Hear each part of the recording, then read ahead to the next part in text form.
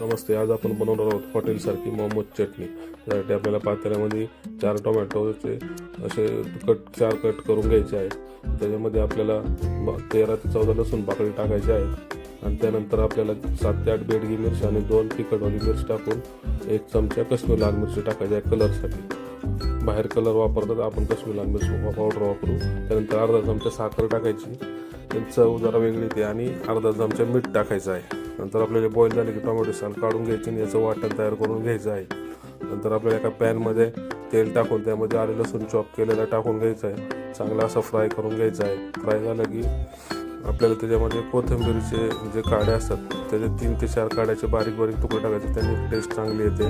त्यासाठी ते टाकणं गरजेचं आहे. चांगलं फ्राय झालं की त्याच्यामध्ये आपल्याला ती पेस्ट केलेली आहे आपली टोमॅटो मिरचीची, ती त्यात मिक्स करून घ्यायची आहे. चांगली अशी मिक्स झाली, त्यामुळे चवीनुसार मीठ टाकायचं आहे आपल्याला.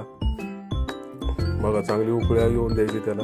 नंतर आपल्याला 1 चमचा ॲरोमेट पावडर टाकायची. ॲरोमेट पावडरने टेस्ट चांगली येते. 1 चमचा आपल्याला त्यात टोमॅटो सॉस टाकायचा आहे आणि त्यात 1.5 चमचे साधारण आपल्याला डार्क सोया सॉस टाकायचं आहे त्यात, आणि अर्धा चमचा विनेगर टाकून बॉईल करून घ्यायचं चांगलं मिक्स.